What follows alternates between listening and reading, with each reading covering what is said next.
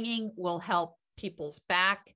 It will help remodel your shoulders. I have a friend that's got frozen shoulder syndrome, and I gave him this book. It's John Kirsch, Kirsch, is a retired orthopedic surgeon. And it's called Hanging to Heal Your Back and Shoulders. And it is, so my brother, younger brother is a radiologist, confirmed I had 2 MRIs on either shoulder. I had a torn rotator cuff and 2 torn rotator cuffs and 1 shoulder impingement. So I was heading for shoulder surgery because I wanted to keep swimming. And I know many of my friends that have had shoulder surgeries, but I said, I want to go with some natural alternative. And I found Dr. Kirsch's book, and I read the book, and there's also plenty of videos on this. Bob and Brad, the most popular I online like those guys from the Midwest. Physical therapists. Yeah.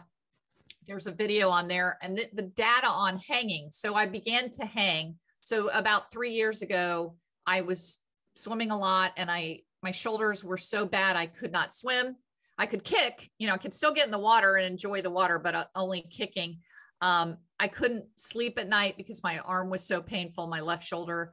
And then I couldn't even raise my arm up past the height of my shoulders. So I started this John Kirsch's hanging routine.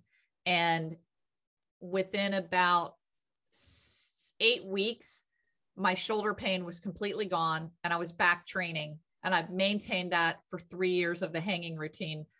So circling back to Aaron Pearsall, I think there's a video of Aaron online doing hanging, and, and when you're hanging, you can do, leg raises, you can do twists, you can do a lot of ab work. It's great for balance. And even if you can't full body weight hang, you can put a little step ladder in front of you and just partially hang if you're, and you got to have good gloves because it's hard on the hands. But so I would say those are natural movements for us, the hanging movement. If you believe we were naked apes and swung through the trees, if you don't, then just remember back to when you were a kid on the playground. Yeah. So hanging, yoga, definitely walking.